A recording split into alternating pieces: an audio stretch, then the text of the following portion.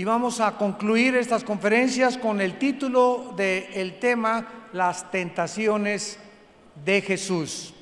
En Mateo 4, versículos del 1 al 10, la Biblia nos describe este relato maravilloso de la forma como Jesucristo se enfrentó a Lucifer, a Satanás, que él mismo le llamó el príncipe de este mundo. Entonces Jesús fue llevado por el Espíritu al desierto para ser tentado por el diablo. Y después de haber ayunado 40 días y 40 noches, tuvo hambre. Y vino a él el tentador y le dijo: si eres hijo de Dios, di que estas piedras se conviertan en pan. Él respondió y dijo: escrito está, no solo de pan vivirá el hombre, mas de toda palabra que sale de la boca de Dios. Entonces el diablo le llevó a la santa ciudad, esta es la segunda tentación, y le puso sobre el pináculo del templo y le dijo: si eres hijo de Dios, échate abajo, porque escrito está, a sus ángeles mandará cerca de ti, en sus manos te sostendrán, para que no tropieces con tu pie en piedra. Jesús le dijo: escrito está también, no tentarás al Señor tu Dios. Otra vez le llevó el diablo a un monte muy alto y le mostró todos los reinos del mundo y le dijo: todo esto te daré si postrado me adorares. Entonces Jesús le dijo: vete, Satanás, porque escrito está, al Señor tu Dios adorarás y a Él solo servirás. El diablo entonces le dejó, y he aquí vinieron ángeles y le servían.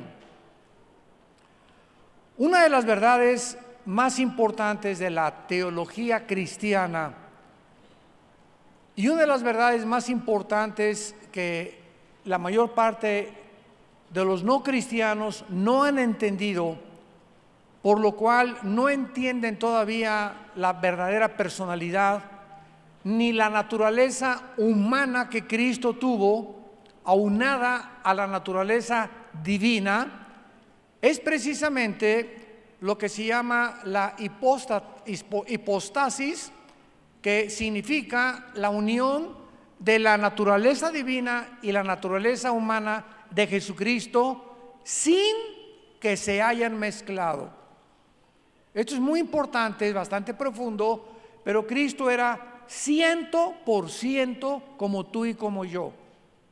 Como tú y como yo, era humano, lloró, tuvo hambre, tuvo sed y desde luego tenía que ser tentado en todas las cosas en las que nosotros hemos sido tentados, porque la naturaleza humana tenía que ser probada también.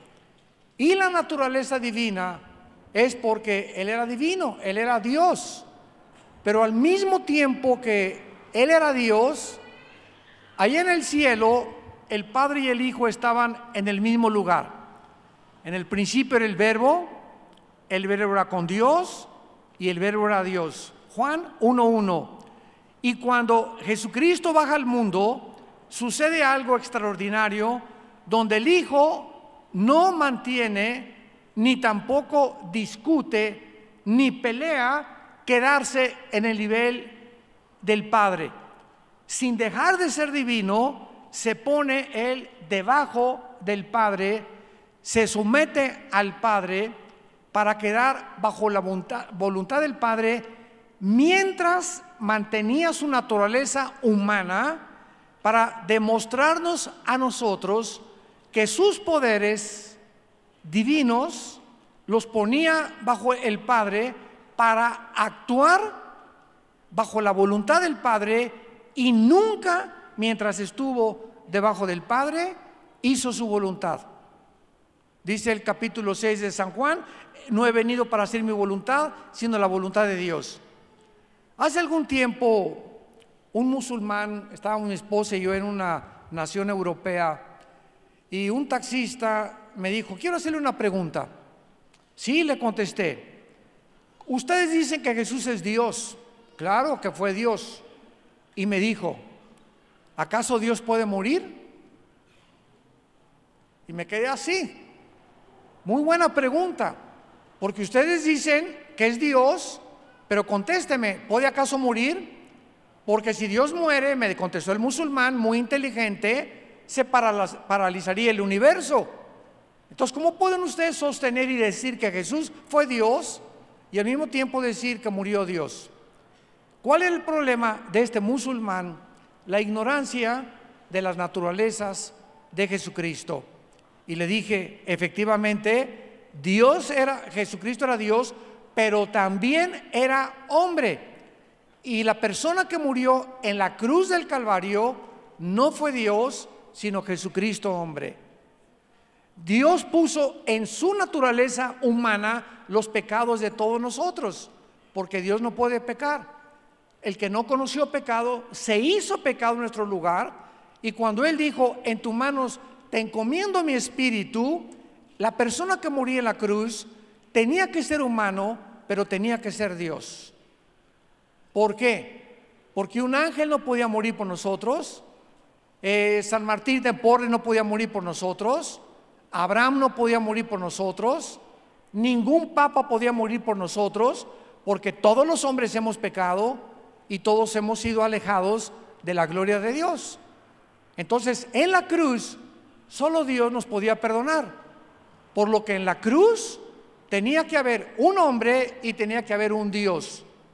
En la humanidad Él llevaba nuestros pecados, y como Dios, solo Dios puede perdonar. Ningún ser humano puede perdonar los pecados de nadie. Así que cuando nosotros comenzamos a comprender las dos naturalezas, fue precisamente lo que ignoraba este musulmán. Cuando ya le expliqué que en la cruz no moría Dios, porque Dios no puede morir, sino Cristo hombre, el Hijo del Hombre se le llamaba continuamente, comenzó a entender y dijo, qué profundidad de verdaderamente la doctrina cristiana. No lo sabía, lo ignoraba, pero ahora lo entiendo. En la primera carta del apóstol Juan, en la primera carta, no en el Evangelio de Juan, en primera de Juan capítulo 4, versículo 2, dice la Biblia, en esto conozcan el Espíritu de Dios. Todo espíritu que confiesa que Jesucristo ha venido en carne es de Dios. Y todo espíritu que no confiesa que Jesucristo ha venido en carne no es de Dios, y este es el espíritu del anticristo, el cual vosotros habéis oído que viene y que ahora ya está en el mundo. Vamos a regresar a Mateo para poder abordar y desarrollar este tema y analicemos los tres ataques del diablo contra el Hijo de Dios para atacar su espíritu. Fue un ataque contra su alma y fue un ataque contra su cuerpo, porque estos tres elementos forman también tu humanidad y mi humanidad. Somos un espíritu, tenemos un alma y vivimos dentro de un cuerpo. Así que cuando Satanás te ataque a ti y me ataque a mí, va a atacarnos de la misma forma que atacó a Jesucristo. Por eso el Espíritu Santo nos ha dejado esta descripción y esta revelación para que podamos conocer las estrategias de Satanás, la forma como debemos defendernos y el peligro que tenemos con nuestra antigua naturaleza pecaminosa. Veamos el primer ataque. Cristo tenía 40 días sin comer ni beber. ¿Hay algo de malo en comer? No, ¿verdad? Ni tampoco de beber. Entonces, cuando Satanás lanza su primer ataque, le dice a Jesucristo, si tú eres el Hijo de Dios, come, ¿verdad? Y de estas piedras que se conviertan en pan. ¿Había algo de malo que Jesucristo le dijera a las piedras, porque Él tenía los poderes, que se conviertan en pan y alimentarse? El diablo le estaba sugiriendo a Jesucristo que hiciera algo correcto, comer, porque no es pecado comer, pero de la manera ilegítima. Y ahí consiste el ataque del diablo, en hacernos creer que podemos usar lo bueno, pero de manera incorrecta. Déjenme explicarles a ustedes esta estrategia satánica. Jesucristo demuestra que tú eres el Hijo de Dios, o sea, usa tus poderes independientemente de tu Padre. No hay nada de malo comer, pero la voluntad de Dios en ese momento no era que su Hijo comiera. Y Satanás ataca la naturaleza humana, nuestros deseos de comer, la sexualidad, el deseo de beber de manera ilegítima para que nosotros satisfagamos estas necesidades, pero fuera de la voluntad de Dios. ¿Qué problema había que Cristo comiera? Ninguno. Comer sería pecado de ninguna manera.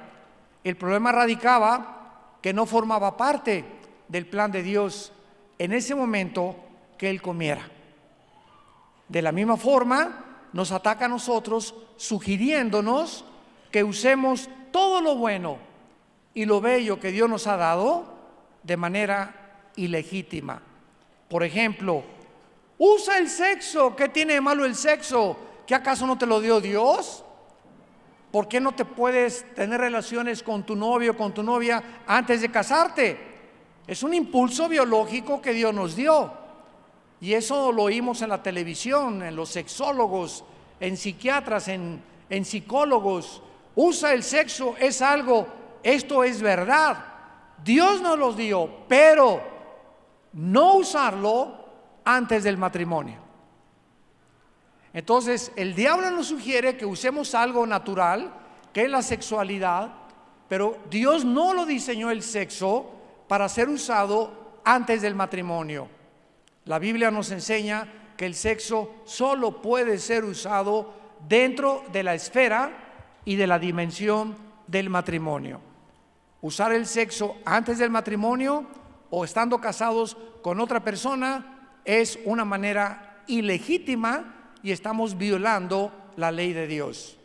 Dice Hebreos 13:4, honroso sea el matrimonio sin mancilla, sin mancha, que no lo ensucies, porque a los adúlteros y a los fornicarios Dios los juzgará.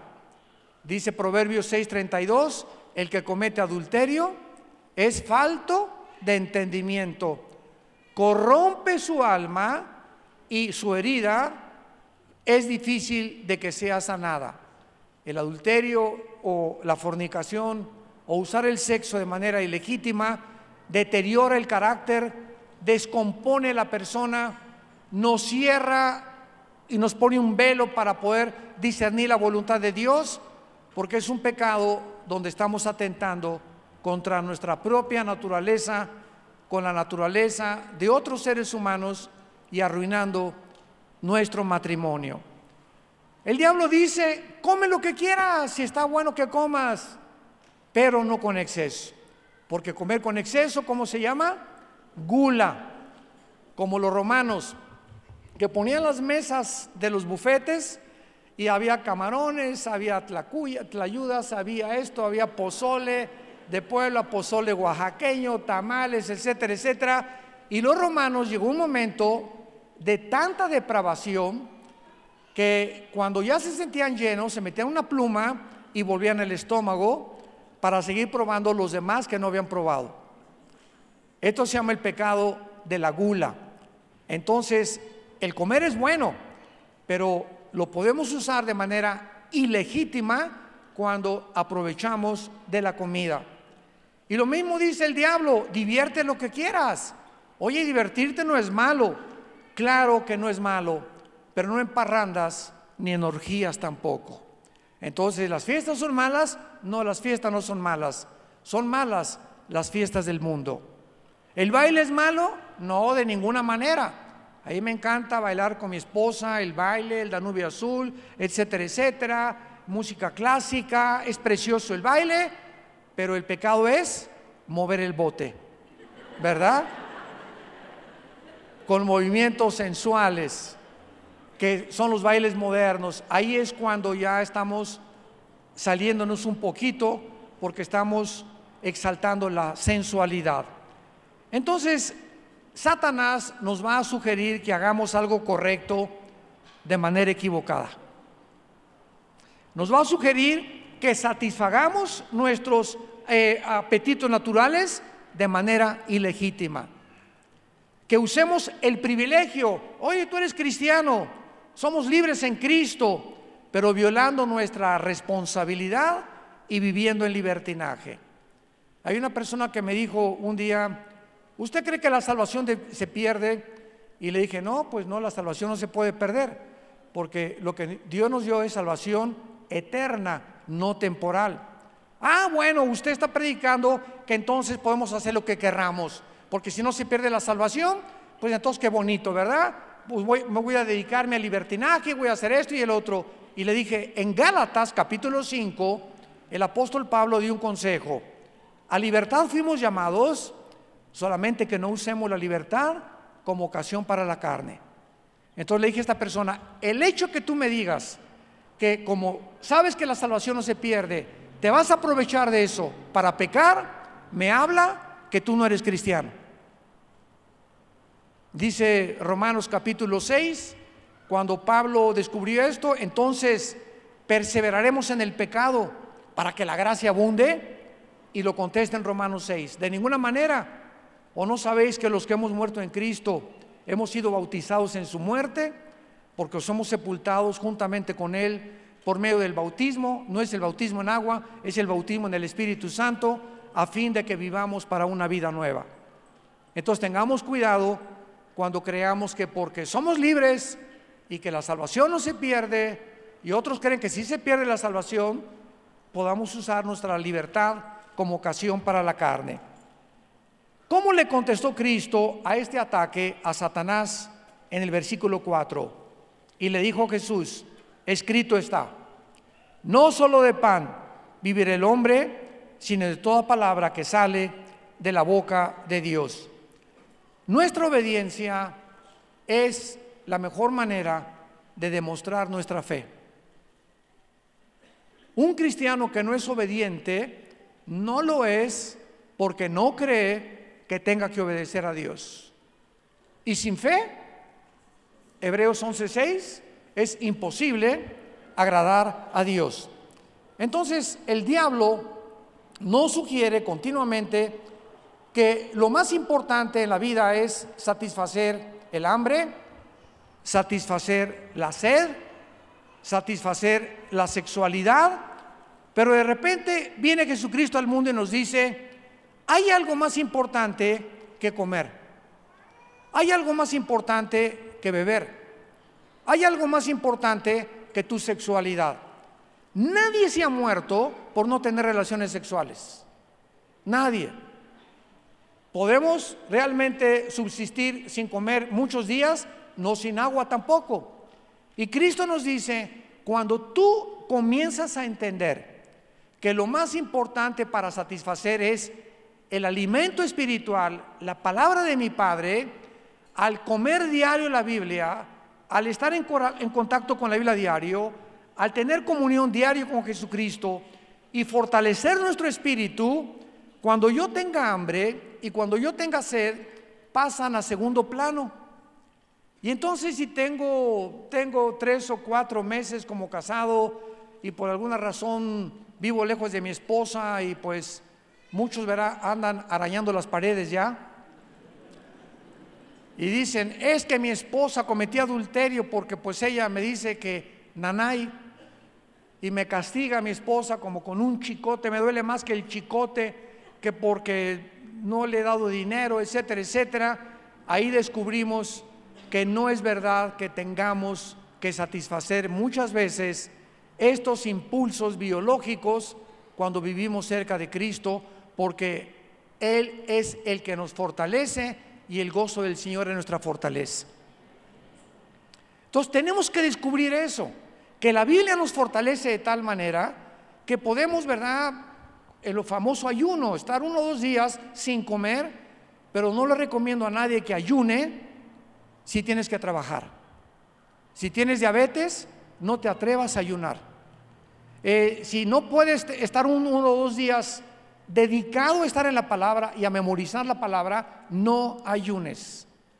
De nada te sirve no comer, irte a trabajar y por acá, por ahí con dolor de cabeza, pero Dios le dice al arcángel Gabriel: mira, Panchito lleva 3 días que ni torta se ha comido, ponle una palomita. Y el ayuno no es para echarle manita de puerco a Dios, ni para forzar a Dios que nos cumpla nuestras necesidades. Voy a ayunar para que sane a mi hijo. ¿Dónde está eso en la Biblia? Voy a ayunar para que me dé un trabajo Dios.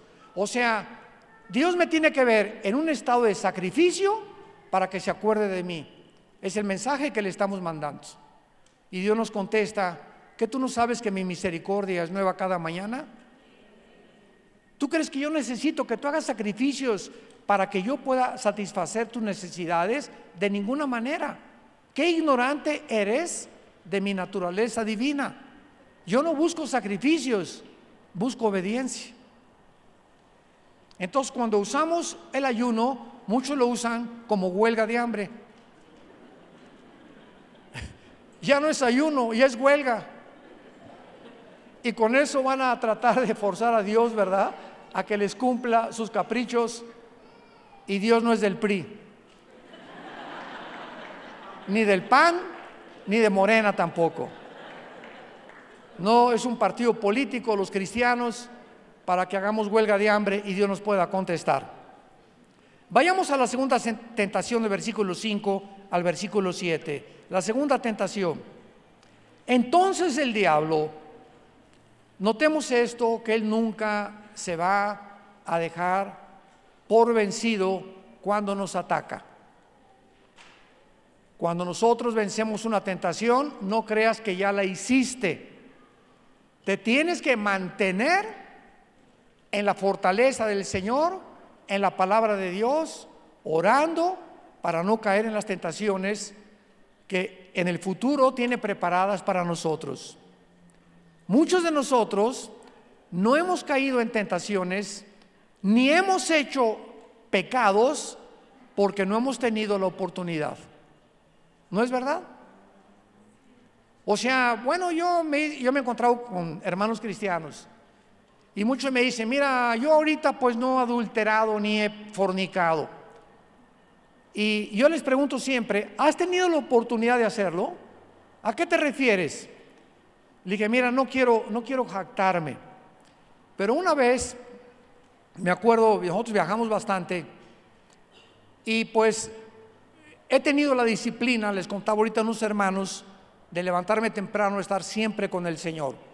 Siempre una disciplina férrea, que no me lavo los dientes ni nada antes de estar con el Señor en su palabra.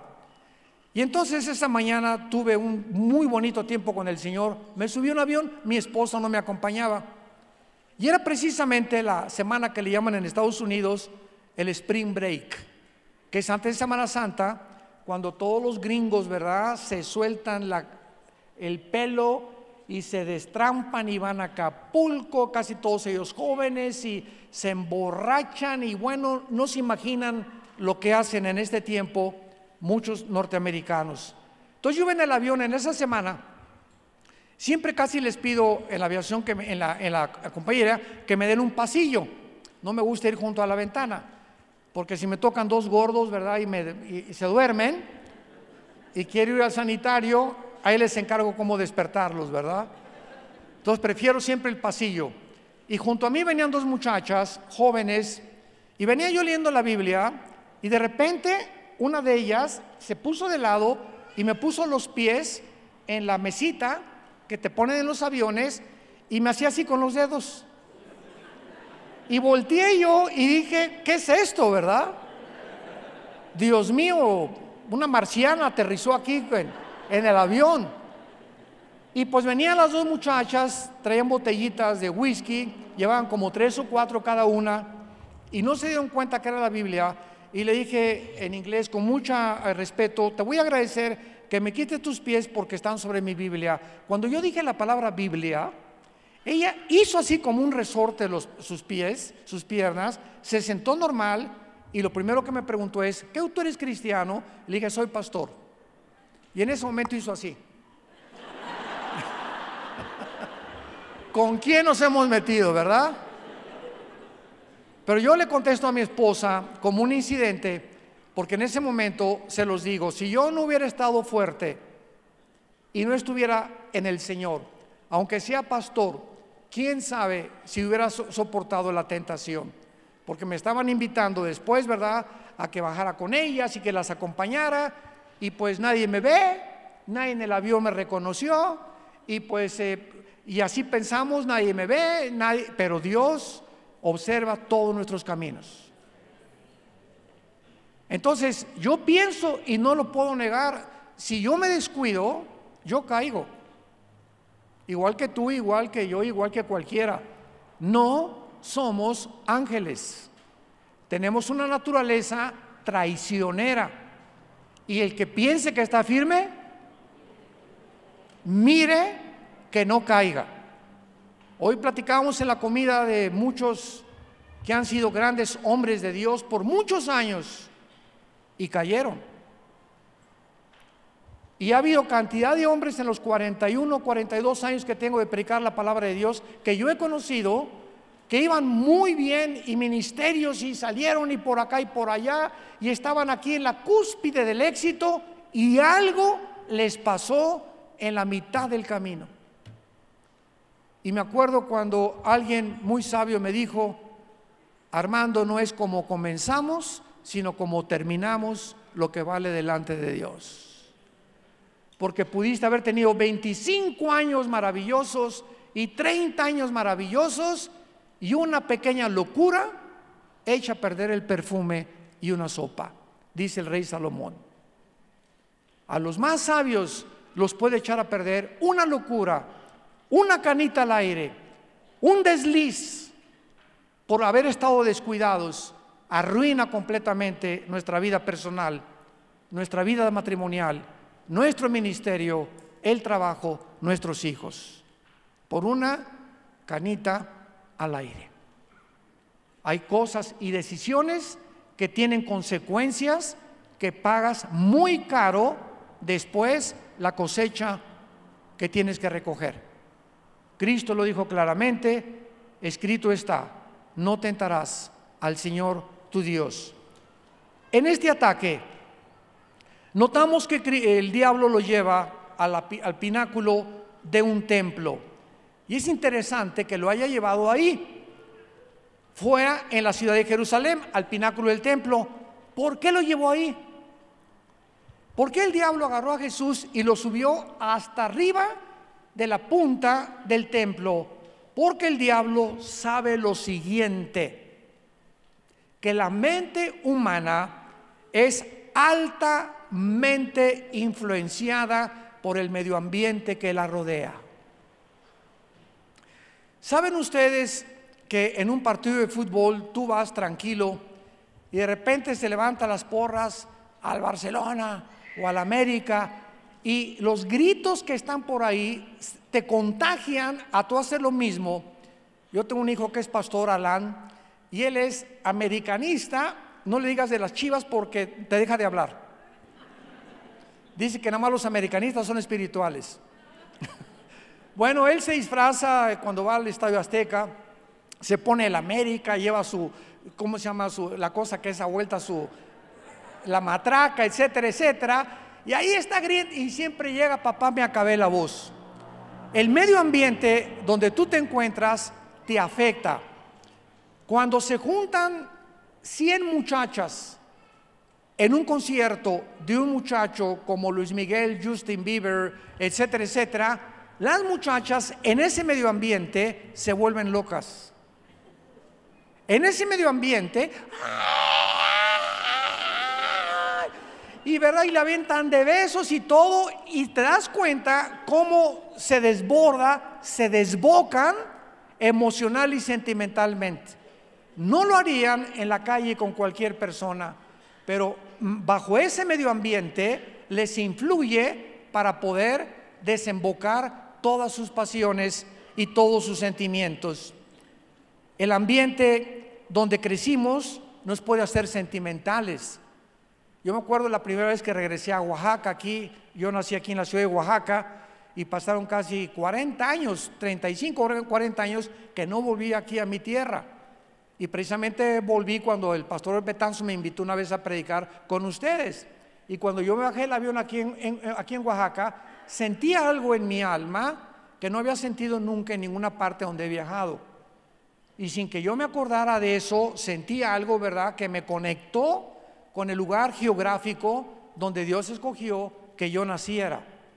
Pero muchas veces estos lugares nos conectan y nos traen sentimientos que nos cambian completamente. Cuando alguien se muere, por ejemplo, y pierdes un hijo, o tu esposo, o tu papá, yo no les recomiendo ver sus fotografías en 4 o 5 meses. Y ahí están los hermanos. Mi papá, mi hijo, pues ¿para qué lo ves? Guárdalas, o sea, al ver las fotos nos trae recuerdos que nos van a lastimar y van a tocar. El contacto con el medio ambiente nos lastima, y si te hace daño no lo hagas. Entonces, dentro de 5 o 6 meses que estés más fuerte, ve las fotos que te traen recuerdos sentimentales. Mientras tanto no las veas. Mi esposa se fue, hermano, mírela, mírela. ¿Para qué la veo? ¿Para qué la ves? Fíjense cómo somos, ¿verdad? O pasamos por un bosque y ahí hace cuánto, 10 años tuviste una novia y pusiste en el bosque Chencho ama Chencha con un corazoncito, y después de 10 o 15 años regresas ahí y al ver el corazoncito en el árbol te trae memorias y comienzas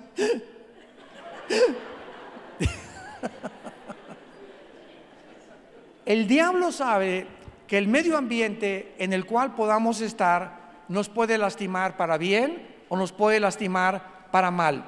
Es experto en llevarnos a nosotros a un pináculo de la fama, del poder, del éxito, de la popularidad, para ahí embriagarnos, atormentarnos y poder controlarnos. El diablo ataca los sentimientos y las emociones de las personas. Y cuando somos demasiados sentimentales o emocionales, yo por ejemplo, tenemos un familiar, me reservo su nombre, que es una persona, es mujer, y es muy inteligente de la familia de nosotros. Todos tenemos, ¿verdad?, la oveja negra y los que son listos y los que son brutos.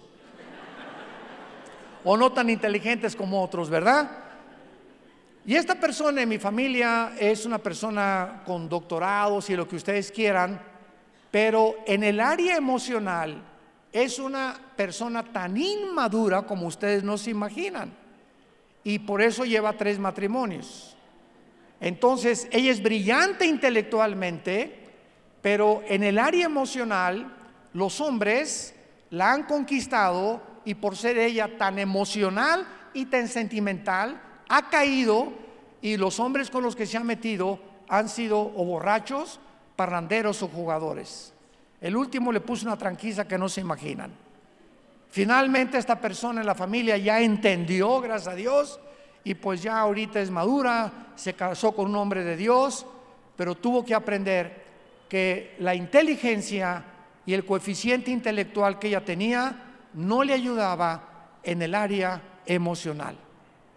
Y así tenemos personas que están cocidas como una hamburguesa. La coces, se cose de un lado, ¿y qué pasa si no la volteas? Nadie se la come cruda, ¿verdad? Tiene que estar cocida de abajo y cocida de arriba. En el libro de Amós dice, son tortas no volteadas. Hay cristianos que en la iglesia y están en la juventud, la presidenta de la femenil, y van y reparten folletos, y en su casa le pegan a la esposa. En su casa a sus padres son unos desobedientes, pero aquí en la iglesia son jóvenes que destacan por todo su énfasis en la Biblia, etcétera, etcétera, son tortas no volteadas. Dios nos quiere coser de los dos lados, del área sentimental y emocional y del área espiritual. Así que el diablo es experto en poder atacarte el área donde estás crudo, el área donde estamos débiles, para ahí meter el trinche y tratar de debilitarte emocionalmente. Él es muy, muy inteligente. ¿Cuál fue la defensa de Cristo en el versículo 7 contra este ataque? Escrito está: no tentarás al Señor tu Dios. En otras palabras, ¿qué podemos entender acerca de esta defensa? Que casi todas las herejías que han entrado al cristianismo han tenido su origen en tomar versículos aislados de la Biblia como el diablo los usó. ¿Ya lo notaron que usó la Biblia? El diablo le dice a Cristo y le cita el Salmo 91:11. Oye, escrito está: a sus ángeles mandará a que tu pie no tropiece en piedra. Dicen que el diablo nunca es más diablo que cuando trae la Biblia debajo del brazo. El hecho que una persona traiga la Biblia así, no creas que es cristiano. El diablo se la sabe de memoria. El diablo sabe que Cristo es Dios y los demonios también, pero no obedecen.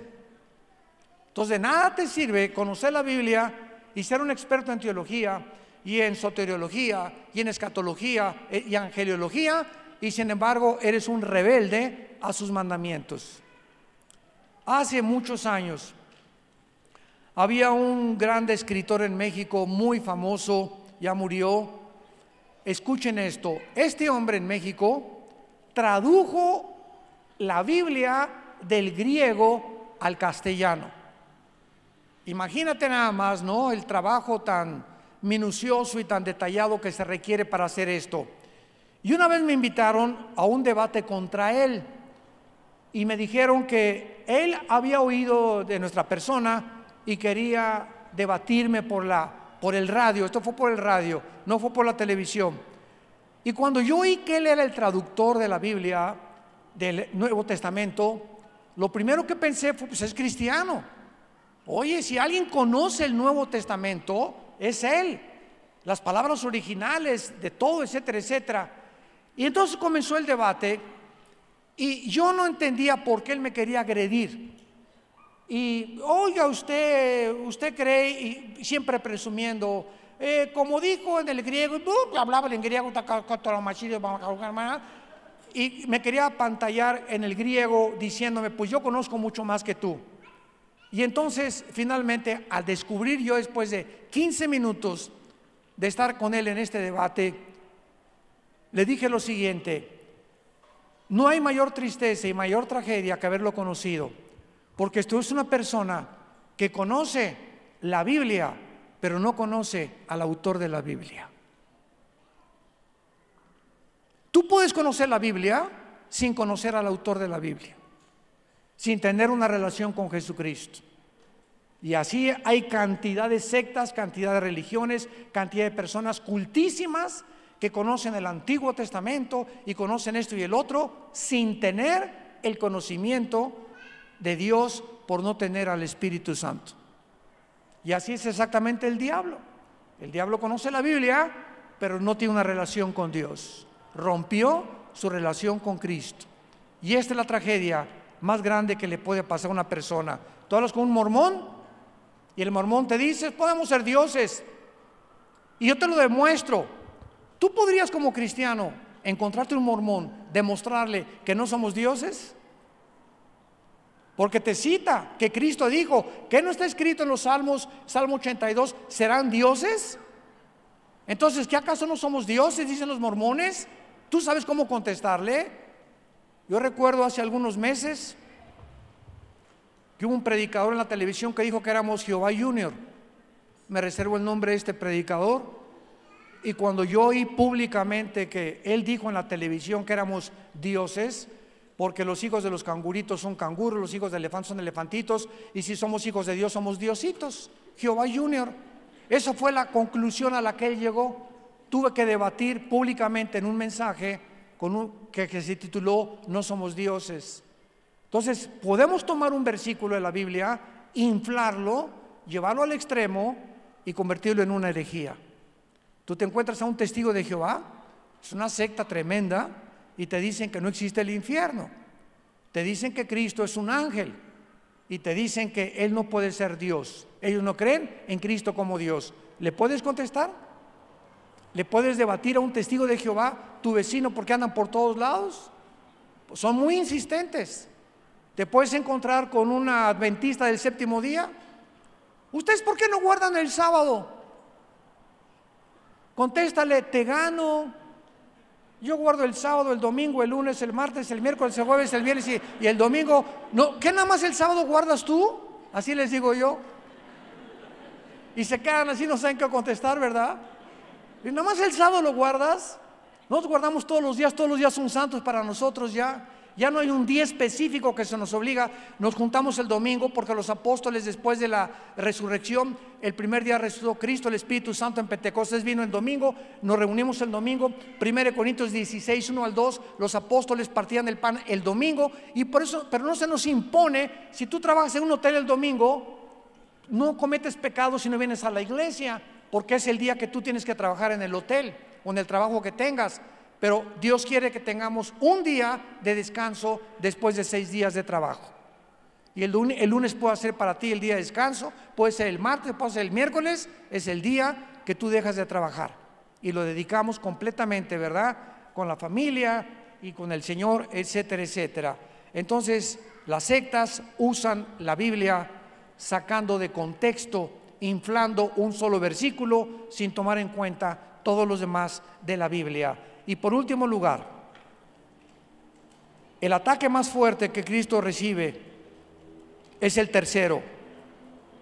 Mateo 4, del 8 al 10. Otra vez le llevó el diablo a un monte muy alto y le mostró todos los reinos del mundo y la gloria de ellos.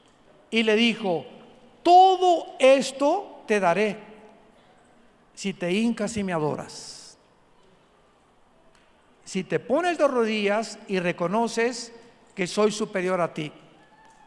Cristo entonces le contestó: vete, Satanás, porque escrito está: al Señor tu Dios adorarás y a Él solo servirás. En este último ataque, el diablo tenía su última oportunidad de arruinar la misión de Jesucristo, y esta es la razón por la cual Cristo antes ayunó 40 días y 40 noches. Él se enfrenta a este ataque en el desierto, y es interesante que en el Evangelio de Lucas dice la Biblia que los demonios, cuando salen de una persona, andan buscando donde reposar. Y esta palabra en el griego significa lugares donde no hay agua. ¿Por qué los demonios buscan lugares desérticos? Hay una secta que se llama Pare de Sufrir, que es del Brasil. Y en esta secta ellos enseñan a que pongas vasos de agua junto a tu cama en la noche para que los demonios no se acerquen. Tomando un versículo de la Biblia de Lucas, que los demonios buscan lugares desérticos y de alguna manera tienen fobia a el agua, para creer que si pones vasos de agua, los demonios no se acercan a tu cama ni te jalan los pies. Entonces, cuando vemos que el diablo lo lleva a un desierto, es porque el diablo trabaja precisamente en lugares despoblados para poder debilitar la naturaleza del ser humano. Y le lleva a un monte muy alto, y noten ustedes que Cristo no lo contradice. Te doy todos los reinos del mundo si te hincas y me adoras. La Biblia en Juan 12:31, en otros versículos, Cristo le llama al diablo el príncipe de este mundo. Cristo le adjudica a Satanás un título de realeza. Él es un príncipe. Y antes del príncipe, ¿qué es? Rey. Antes de que él cayera, era el rey. Y cuando él cayó, bajó al principado, con sus principados satánicos. Entonces, es verdad que el mundo, de alguna manera, lo controla el diablo. Primera de Juan 5:19. El mundo entero está bajo el control del maligno. Entonces el diablo es experto en ofrecerle a los seres humanos, políticos, deportistas, entrenadores, músicos, todo aquello que ellos quieren, si le venden su alma por un plato de lentejas. Que cualquier éxito que tú alcances en la vida, como cantante, como deportista, como profesionista, como ministro de Dios, y llegas a la cúspide y allá arriba al éxito, si tú no tienes a Dios allá arriba, mientras más alto, más rápido caes. Porque las alturas nos descomponen, el aplauso nos descompone, la adoración de la gente nos descompone, porque no fuimos nacidos para recibir la gloria la recibe Dios. Entonces, el diablo es experto en decirte: te doy todo lo que tú quieres, sírveme, híncate y adórame. Yo que te pregunto en esta tarde, ¿a quién le estás entregando tu alma para poder triunfar en la vida? Es que mi jefe, me dijo una muchacha de mi trabajo, me dijo que me invitaba a tomar un café. Pastor me habló como a las 10 de la noche, se la pasé a mi esposa. Hermana, es que mi jefe me invita y es casado, ¿qué hago? Yo soy soltera. Mi esposa le dijo: no te atrevas a aceptar una invitación de tu jefe. Es que me dijo que me iba a aumentar el sueldo.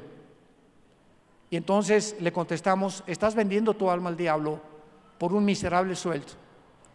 Porque a lo mejor sí te aumenta el sueldo, pero este es un hombre casado, trae un anillo, y este anillo, ¿sabe lo que significa? Que ya no salimos del mercado. Cuando una mujer ve este anillo, huye, salte corriendo, porque ese hombre ya no está en el mercado, ya no está en el menú. Esto significa que ya estamos unidos a una mujer. Y cuando no traes este anillo, ¿verdad?, es cuando muchos se aprovechan de ti. Entonces, ¿cuántas personas por un sueldo mejor, por venderse, por vender su cuerpo, porque el compadre me invitó con unas prostitutas, me voy de parranda con él, porque si no me voy con él es mi jefe y a lo mejor pierdo mi trabajo? ¿Cuántos de nosotros somos tentados a vender nuestra alma al diablo por un miserable plato de lentejas? Y la Biblia nos dice: ¿de qué le sirve al hombre ganar el mundo si pierde su alma? Pregúntate en esta tarde: ¿a quién estás sirviendo? ¿Quién es tu amo? ¿Qué es lo que representa Jesucristo en tu vida?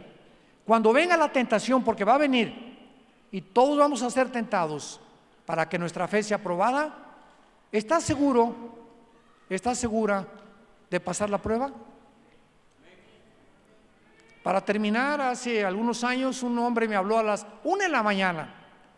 Oye, Armando, me dice: fíjate que mi jefe, tengo una entrevista con él a las 10 de la mañana, y me habló a su oficina hoy en la noche antes de irme a casa para decirme que quería hablar conmigo, y estoy seguro que me quiere preguntar si soy cristiano. Y entonces, ¿qué le digo?, me dijo. ¿Cómo que qué le dices?, le contesté. Pues claro que lo eres, no te avergüences jamás de decirle que eres cristiano. Bueno, porque Dios no nos ha dado un espíritu de cobardía, sino de poder. Me habló como a las 12 del día, al otro día, y me dice: oye, quiero comunicarte una buena noticia. ¿Qué pasó?, le pregunté. Me dice: fíjate que mi jefe me habló. ¿Y qué te preguntó? Que si era cristiano. Y le contesté: claro que lo soy. ¿Y sabes lo que me dijo? Qué bueno, te estaba probando para ver si realmente tienes el valor de poder ser una persona en la que yo pueda confiar. Si le hubiera dicho que no era cristiano, lo hubiera corrido. pero lo estaba probando Dios a través de su jefe para ver cómo respondía. Y así Dios nos va a probar a todos nosotros, y el día que nos avergoncemos de Él, Dios se avergonzará de nosotros y delante de sus ángeles, porque no nos ha dado Dios un espíritu de cobardía, sino de poder, de amor y dominio propio. Esta es la forma en la que demostramos a qué amo estamos sirviendo. Te damos gracias, Padre, por tu palabra en esta tarde, por estos 3 días maravillosos que nos has regalado cerca de tu palabra, para ser alimentados con ella, para que el Dios y Padre de Jesucristo, el pastor de las ovejas, por el pacto sempiterno, nos habilite, nos fortalezca y nos prepare para que hagamos siempre las cosas que son agradables delante de Él. Que nunca nos avergoncemos de haber sido llamados a servirte, todo lo contrario. Él no tuvo vergüenza en una cruz de morir en nuestro lugar, resucitar a los 3 días para prometernos que volveremos a vivir con Él después de la muerte, y saber que en esta vida tan corta que tenemos, nos la ha dado para probarnos. Porque Dios prueba el corazón, Dios prueba al ser humano. Y cuando esta prueba venga, dichosos y felices los que pasen la prueba, porque recibirán las recompensas y las coronas que Dios ha preparado para todos los vencedores. Te damos gracias, Señor, en esta tarde por los pastores de esta iglesia, los hermanos Betanzos, sus hijos, a quienes bendecimos, el círculo de servidores que ellos tienen a su alrededor, que los sostienen, oran por ellos. Te pedimos, Señor, que los guardes de todo mal y que puedan ellos continuar con la energía, la salud, las fuerzas, la iluminación, con un espíritu de sabiduría y de inteligencia, continuar guiando a tu pueblo por sendas de justicia por amor de tu nombre. Y si tú en esta tarde no tienes a Jesucristo, o tal vez te has avergonzado de Él en alguna parte de tu vida pasada, en este momento pídele perdón. Dile: Señor mío y Dios mío, me arrepiento de haberme avergonzado de ti, de haber aceptado esta oferta que me hicieron donde me querían comprar, de haber aceptado esta proposición indecorosa que yo no merecía haber aceptado. Lávame con tu sangre, Señor, fortaléceme, porque quiero acabar la carrera sin mirar atrás y no tener nada de qué avergonzarme en el día de Jesucristo. Te pido que en este momento entres a mi corazón como mi Señor y mi Salvador. Te recibo por la fe y te doy gracias por haber muerto y pagado en la cruz con tu sangre por todos mis pecados. En el nombre de Jesús. Amén. Que Dios los bendiga. Que Dios los guarde a todos. Que Dios los fortalezca.